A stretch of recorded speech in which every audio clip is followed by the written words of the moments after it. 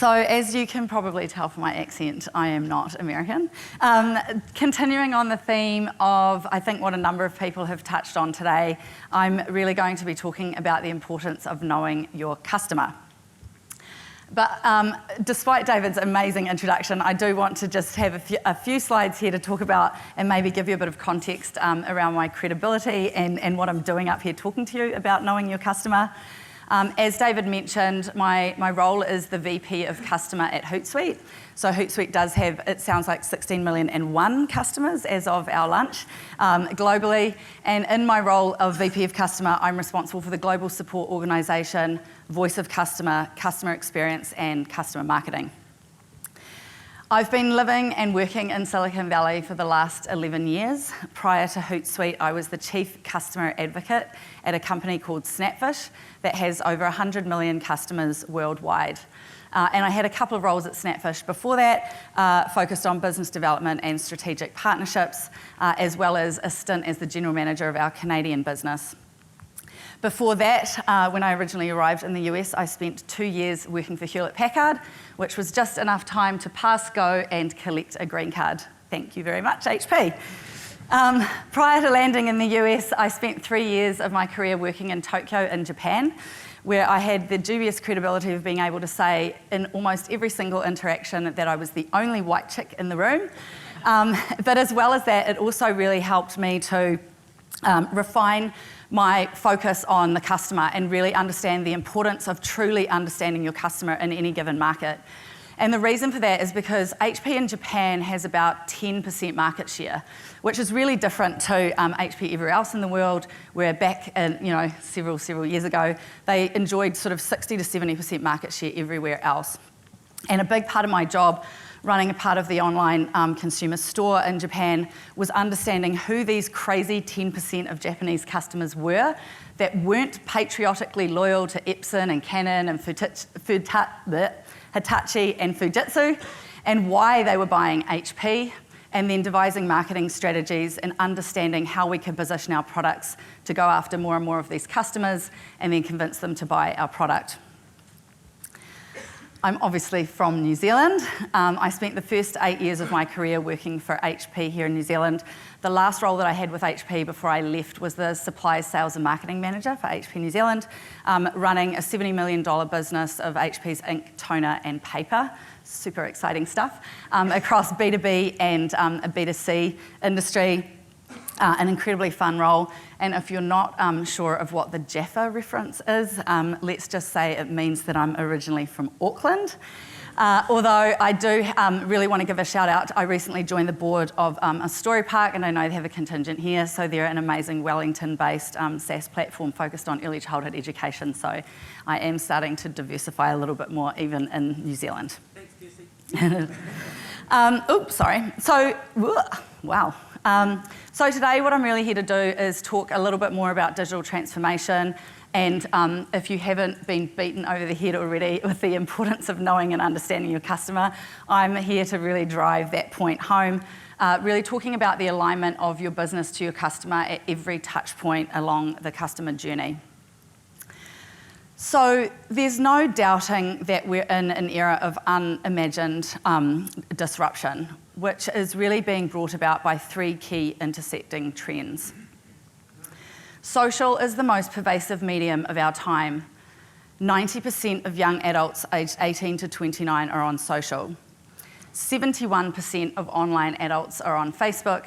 We see over 1 billion people logging into Facebook every day. We live in a hyper-connected, always-on, sharing culture, and it's changing the way we do business.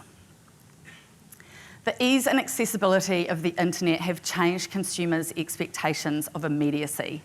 And it's been a while since I've spent a long time back here in New Zealand, but certainly in San Francisco, I use an app for everything from ordering a ride to the airport, to getting my dinner delivered, to making and scheduling an appointment, or to go and schedule a yoga class or a workout.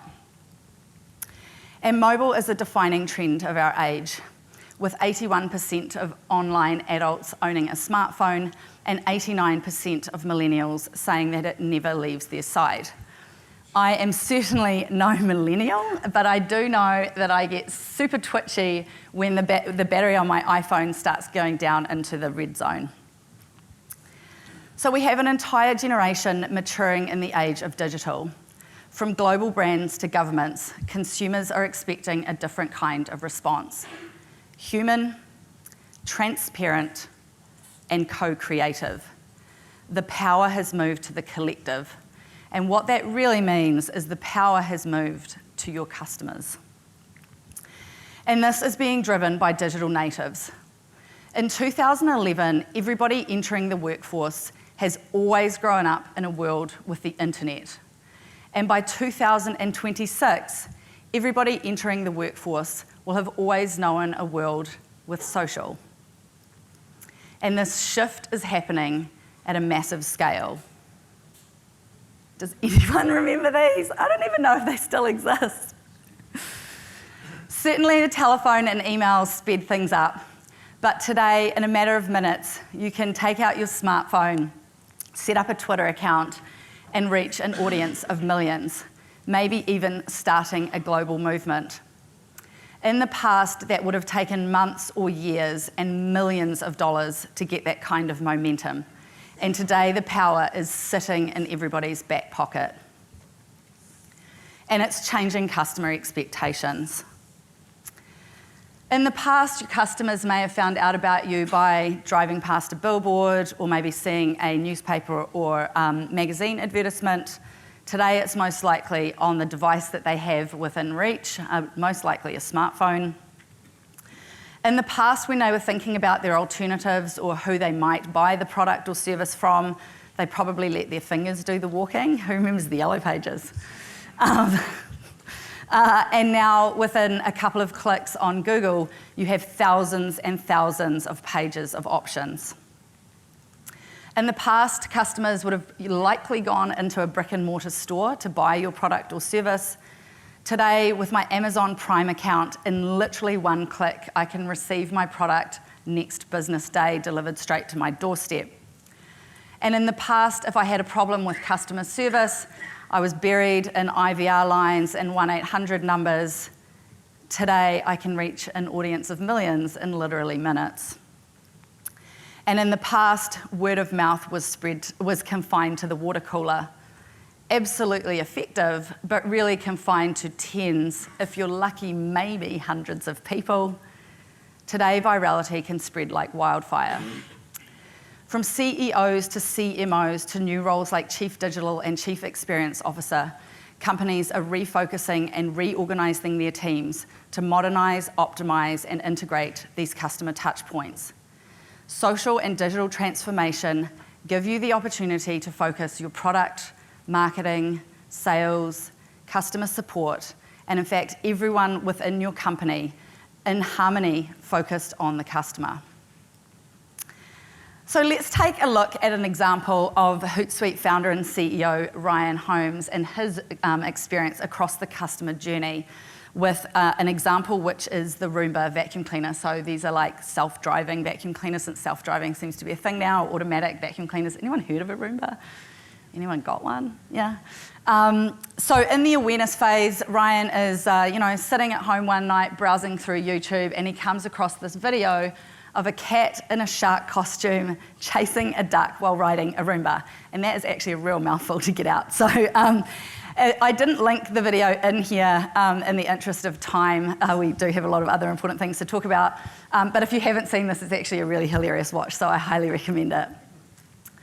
Ryan tweets out, does anyone have a Roomba that they love? He takes the plunge and actually buys his Roomba, it's 880 model. And then the unthinkable happens. His Roomba has an altercation with his Christmas tree. Thankfully, iRobot, who are the manufacturers of the Roomba, are listening, and they step in and offer to not only replace Ryan's Roomba, but to upgrade him to a later model or a newer model. And Ryan and his dog Barbie are happy campers and are loyal advocates to the brand. So we are Hootsuite. We partner with companies on their customer journey. As I mentioned before, we have over 16 million customers. We have about 80% of the Fortune 1000, and over 4,000 of those customers are in the enterprise space. We send 28 million messages a week to over 3 billion fans and followers on behalf of our customers. And I would be remiss not to give my customer support team a shout out with pretty world-class customer service to boot. But what we know from the size and scale, and in fact backed up by our friends at Altimeter, is that there are often up to 13 different departments all interacting and engaging with the customer at any given point in time, often some of those in very public forums. And if your teams aren't aligned, then it's your customers who suffer, because your customers don't see all of these different 13 brands, all of these different 13 departments, they literally just see your one brand. So what is customer experience? I know a lot of people, it seems to be kind of a common buzzword right now. Everyone's talking about optimizing the customer experience and the importance of customer experience. So customer experience starts with really and truly understanding and defining who your customer is, and then taking that thread and pulling it through and understanding what is the value or the need or the pain point or the problem that they came to you to solve. And we've heard that from Rich and Marvin and a few other folks this morning. And then understanding the context of what information do they need at what point in the journey, in what format, in what messaging, at what timing. And really taking that and optimizing it and ensuring that it's a very seamless and consistent experience across that customer journey. At the same time, thinking about how you can remove friction, not just in the marketing and sales process, but also within the product. So according to Gartner, which is an industry analyst, pretty well-known industry analyst company, the majority of companies currently and in the future are expecting to compete on customer experience, with over 82% of B2B organisations and almost 90% of technology companies expecting this to be a source of competitive advantage in the next 2 years. And according to Forrester, which is a similar industry analyst organisation, 86% of companies actually aspire to be customer experience leaders. So they really want to differentiate themselves on this customer experience buzzword, I think, that everyone seems to be talking about. But then when Forrester actually pulled the thread all the way through and went and spoke to actual customers, imagine that, you can see here that only 1% of customers actually believe that companies are really living into this desire to be customer experience leaders and delivering on an exceptional or a superior customer experience. And the stakes are incredibly high. Almost 70% of customers will move to another channel when their online customer support fails. In the US, that accounts for $22 million of channel switching costs and unnecessary service costs, because often when your customers can't get the answer that they need online or on social or whichever channel it is that they're trying to contact you in, they will switch to a higher cost to serve channel, and that's usually the telephone. That, or they'll email your CEO. And then over 50% of customers will actually abandon their online purchase if they can't find the information that they need or didn't get an answer to their question online.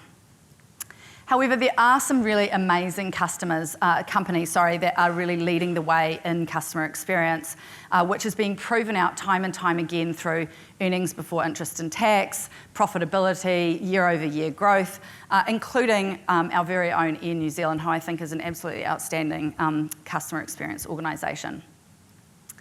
So before we dive into the actual how on the personas, which, given that we've talked about it so much and how to focus on customers, I thought I would just lead with one more quote, and it's from Amazon, who I do hold in very high esteem in terms of their customer experience. Amazon have these 10 leadership principles, and they have one entirely devoted to customer obsession. And it says that leaders start with the customer and work backwards. They work vigorously to earn and keep customer trust.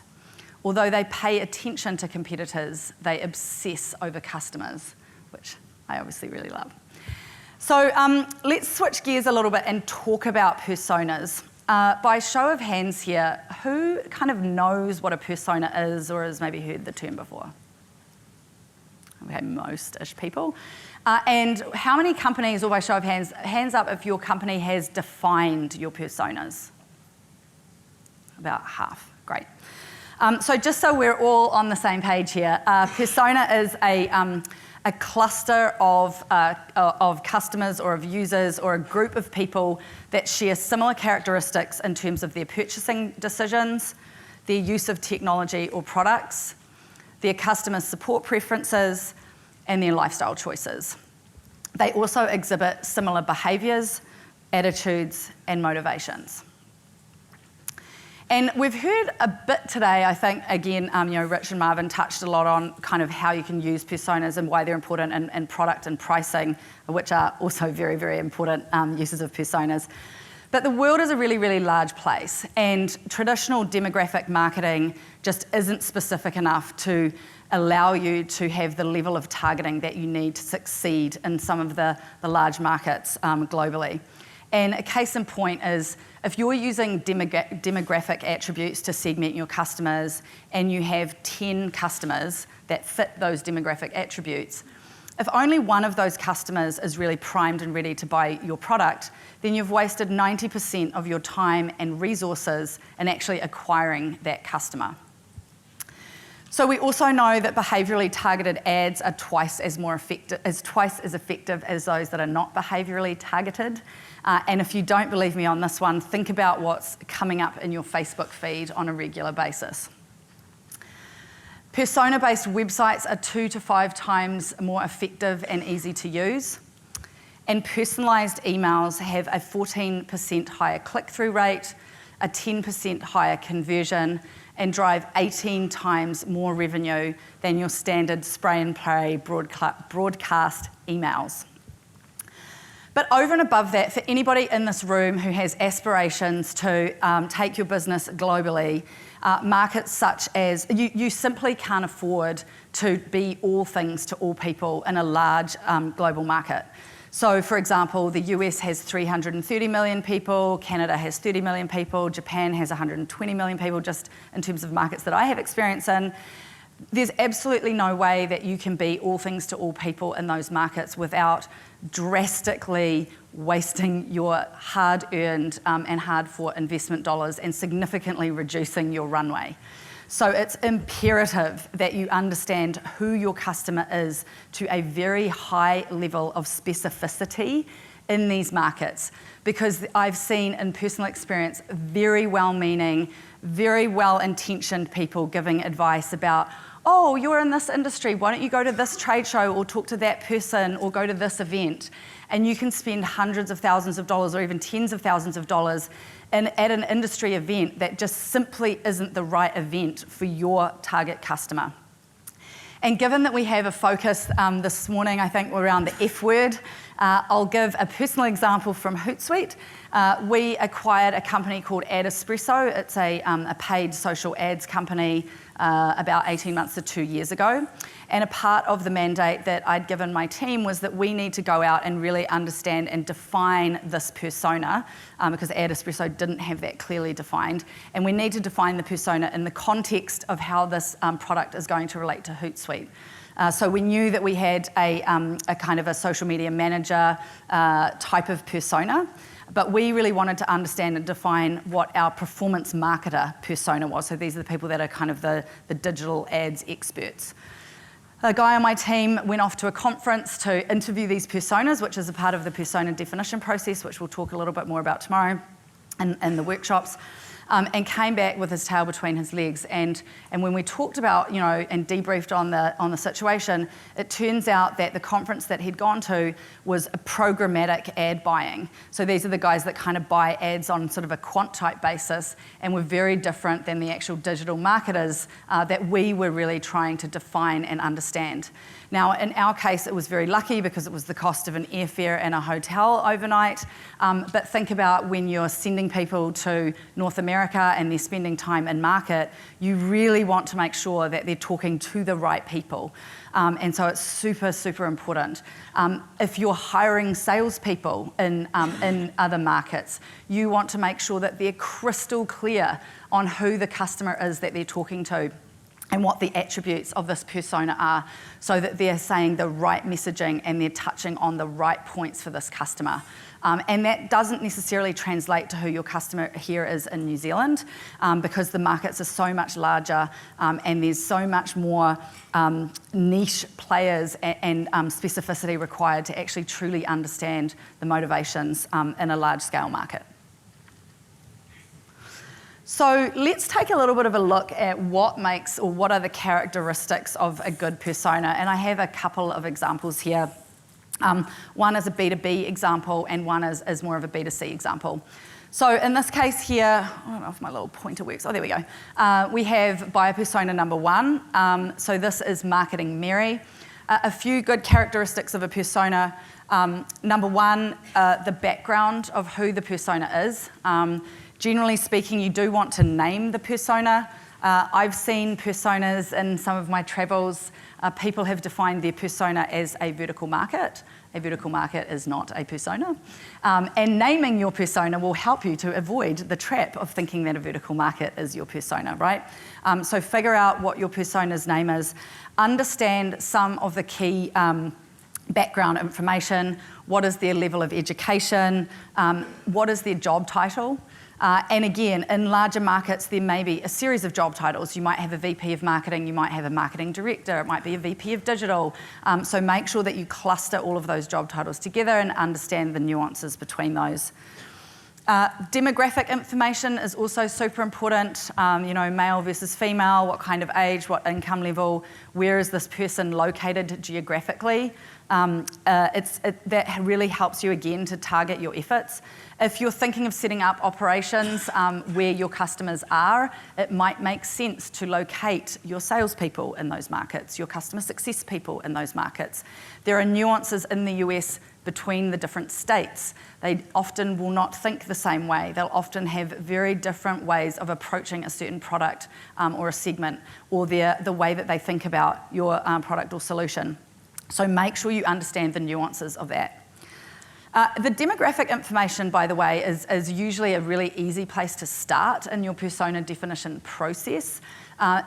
Depending on the stage of your company, if you're not in the kind of product market fit very early stages, and I think Rich kind of outlined a great process for more of that side, but if you've got a few sales or you're starting to see really good traction with your customers, dig into your CRM or your database and just look at, what are the job titles of people that are signing the deals?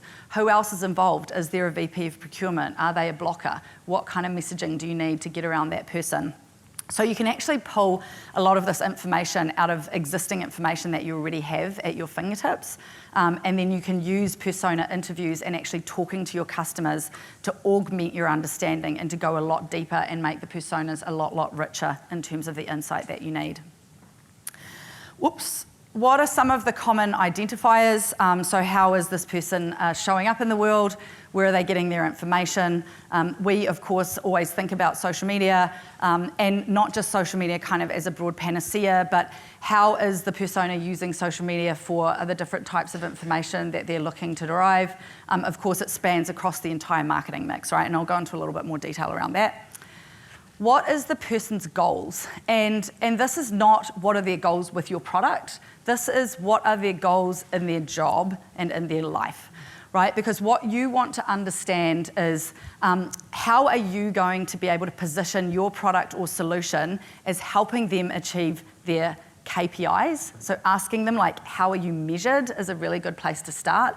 And if you can then prove the value of your product in terms of one of their core KPIs, then you're starting to win the battle in terms of being able to sell your product or solution aligned to the value that the customer is wanting to derive.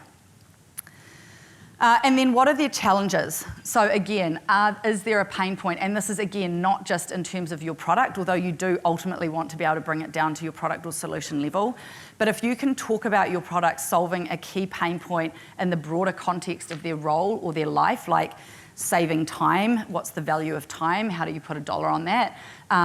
Taking what's the average salary of this person? If it saves them 3 days a week, then it's some simple mathematics. Is it saving them resources? And again, kind of backing out of the mathematics on that. So thinking about what it is, what are the key challenges that they're facing in their role, and how does your product really or solution help them to solve that. Here's another example. This one is more of a B2C example. I like this one again because it's got Brian, this photo up here. So photo, it actually sounds really simple, but it's a very, very good way as long as you've represented kind of the archetype of who your persona is for your team to very quickly and easily and visually immediately lock into who am I talking to here? You know, is it a teacher? Is it a banking consumer? Is it an architect? And what are the attributes of that person? Again, it's got some of the key demographic information here. One of the things I like about this persona profile is that there's a little bit of a backstory. So it talks about Brian, it gives you a little bit of context of kind of who he is and what he's dealing with. Again, goals here, information needs. He wants to be able to make deposits in ATMs. He wants to be able to set up an account online and easily manage his savings. And then what are the main tasks that he's doing with the banking product? I also like these key phrases up here. So in this case, Brian is diligently saving, and he wants to be able to do everything online. So thinking about those questions that you're asking your persona and being able to very easily quantify those and put those on some kind of artifact that you can socialize around the organization. So everybody's on the same page in terms of who are we talking to here? Who are we selling to? Who are we marketing to? And who are we building for and developing for from a product standpoint? This also has a little snapshot of Brian's current savings and investment portfolio. Where is he getting his advice? Thought leaders, like communities, word of mouth, understanding this from your customer's perspective is very, very important. There's a lot of marketing activity or kind of selling that happens outside of your direct control. So if someone's a member of a membership group or a community or follows a certain thought leader, being able to work in those communities or potentially with those thought leaders or with those key influencers in that space is a very, very good way for you to gain credibility and to be positioned very well in amongst your prospective customer base. So think about things that may not be within your traditional marketing mix. Obviously, devices is important, and then what else is the person doing? So what are some of those touch points that don't involve necessarily your product or your solution? How is the person using technology overall? There may, again, be some opportunity to position your product or solution in a way that might be a little non-traditional, that might be able to differentiate you from your competitors. I'm often asked how many personas should I have, and I would generally say going into a market, especially a large market like the US, I would recommend no more than 2. I've worked with companies from New Zealand who show me this beautiful map of 10 personas. And maybe you have 10 personas, and kudos to you if you do. And in fact, celebrate you if you've actually done the work to actually map 10 personas, because there's a lot of effort required. But just remember that every single persona has a distinct and separate customer journey, has a distinct and separate requirement from marketing mix, from messaging, and from a sales enablement standpoint, as well as potentially their user journey. So if you have 10 personas, that's 10 different marketing strategies, 10 different sales enablement messages, 10, it's exponential. And going back to really wanting to focus your effort in a large market, the key thing in my mind that you want to do when you're entering a really large market is really be able to get runs on the board quickly to prove your credibility, to validate that you have product market fit in a market that isn't New Zealand necessarily. And so you want to be very, very focused. And if you have 10 personas, then think about and understand which is the persona that you think is going to have the most traction or the most chance of success in this market, and then run with that persona as hard as you can until you can start seeing the traction. And then when you've pulled the thread all the way through and you have an army of loyal evangelists all singing your praises, then start moving on to the next persona and do obviously the same thing there. But it's very easy to get distracted with more than 2 personas. It starts getting very complicated very quickly. And again, I just don't think you'll be optimizing your marketing spend. You need to be able to test and learn very quickly with your target persona in an international market and being able to move and adapt. So personally, in my experience, I think 10 is a little too high. And so here, this is an example from HubSpot. They have these 3 personas here: Owner Ollie, Marketing Mary, and Enterprise Erin, very, very funnily named. And you can see here that they've actually said the Owner Ollie is a secondary persona. So they're focusing on maybe their SMB and their enterprise personas and focus more on a B2B play. So if you have more than 10, again, pick 1 or 2 that you want to have as your core persona, and then really focus your efforts on going after those. And I don't know where Alana is, but we just reviewed the Story Park personas, and I think she did an amazing job. Shout out to Alana. And because we're all in SaaS here, I would be remiss not to give her a shout out because they were very good. Don't forget about your users. So in a lot of cases, particularly in SaaS-based businesses, your buyer is not your user. Or if your buyer is, and I think, I can't remember if it was Rich or Marvin, somebody called it out earlier, oftentimes your buyer is not your user. And so you do have that person that comes along to the customer advisory board, and maybe they're getting automated reports sent to them once a month, right? So the key thing here is make sure that you map your user personas separately and understand what their journey is within the product. What is the pain point that they have, and how are you delivering on that pain point, and how are you removing friction from that journey? And so there's a lot of people, David Skoke is a pretty well-known venture capitalist in North America, and he talks about when it comes to user perspective, get your user to the moment of wow as quickly as you possibly can. So figure out what is that light bulb moment where your user knows that you've delivered on the value or is able to do what it is they came to do, and remove as many steps as possible in that journey so that they can quickly get into, okay, I know this is the solution for me because I clicked 3 times and all of a sudden my account is live and I know how to use the product, right?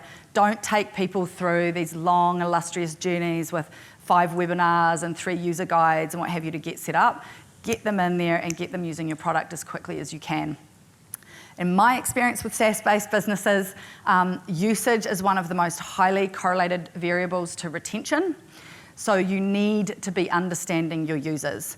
And if you don't have a usage metric or some kind of customer metric in one of your company KPIs, I strongly recommend that you start thinking about it.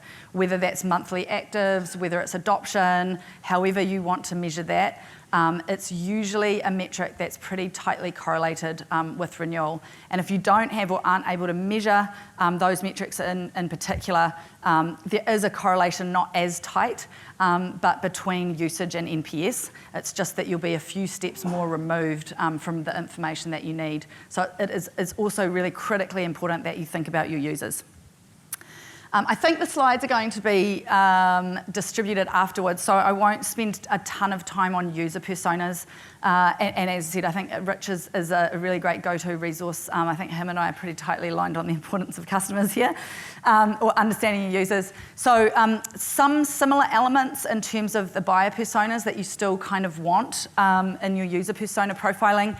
And just by way of distinction, often your buyer personas will be owned by your customer experience team or your marketing team or your product marketing team.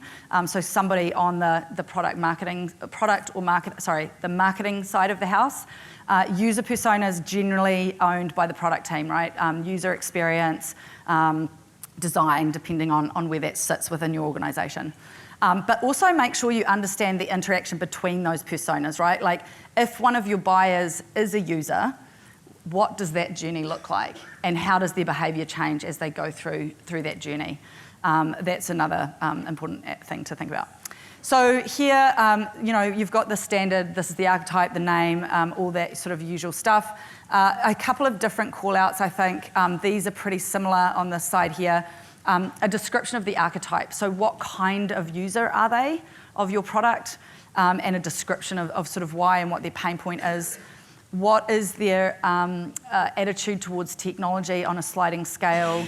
Are they a power user? Are they like a Luddite? And how are you thinking about addressing everything in between? What are their user experience goals? You know, do they need a high level of configurability, or do they want ease and simplicity, or do they want something in between, right? So again, coming back to what is it? What is the pain point that you're solving with your product or service? It's very, very important to understand that. Again, devices and platforms, so similar to the buyer here. Again, apps and software, a little bit more in detail here because there's insight in terms of maybe integrations or how technologies work together that you need to be a bit more aware of with users than you potentially do with buyers. And then here, things that the product must do and things that it must not do. So again, making sure that you have that level of specificity and deeply understand that. And then the relationship with your product and brand. So just a couple more slides before I free you for the next speaker. How do you then operationalize personas? So pulling the thread through and really getting everybody in the organisation galvanised around the customer, remembering that you've often got up to 13 different departments talking to the customer. How do we make sure that we're singing from the same hymn book, as it were? I think it really starts with onboarding. So at Hootsuite, we drive a really customer-centric culture. So we actually bake into the recruitment process a question around customer experience. We ask every prospective hire to give an example of a time that they've had an impact on the customer experience. What did they do and what was the impact? So that people know before they even set foot in the door that we're very, very focused on customers. We also have onboarding. As a part of our onboarding, we go through both the buyer and the user personas and their needs. We've baked that into a pocket guide that we distribute to every new employee, and we refresh that on an annual basis and hand that out at kickoff. It contains the value propositions and the company values overall, as well as our customer standards. We have videos of our customers and our archetypal personas actually talking about how they use Hootsuite, and we play that in day one of onboarding. So it very much grounds every new employee into who is the customer and how are they using the product or solution. Office decals is we have our walls painted with certain phrases and keywords around our philosophy around customers. There are tons of different ways to bring this to life. I've heard of people putting their personas up on posters, putting them into all of the meeting rooms. I've heard of people always companies keeping a separate open chair at every meeting, and that's the invisible customer sits in the chair. I don't know how effective that is, but pick your own adventure on that one. And then employee communication. So continuing to reinforce the value of customers and the personas at every opportunity, bringing customers into quarterly town halls so that everyone in the company has an opportunity to hear how customers are interacting with your product and ask questions. At Snapfish, we had these quarterly town halls off-site. And that was the longest and most engaging session of the town hall, as there were these big long lines to ask customers questions and super insightful information. We used to have a panel that came and spoke. We do the same thing at kickoff at Hootsuite every year. We bring customers into our departmental all hands, and then our CEO does a Facebook Live, a 10-minute Facebook Live every week, and he'll also bring in a customer story or something that reinforces the value of customers to Hootsuite and who our core personas are and how they're using our product. From a marketing standpoint, you really want to be making sure that you've got the right content and format for your customers. So if you're understanding your customer journey correctly, are they downloading a white paper? Do they need a demo? Are they going to an event? Are they talking to a sales development rep? What is the content? And conducting a content audit and understanding and talking to your customers about which information do they find valuable, what's missing that they want, and how can you then tailor your content strategy to be able to deliver on that. And really making sure that knowing the customer journey, you're delivering that piece of content right as the customer is starting to have the thought bubble around who else is in the mix here?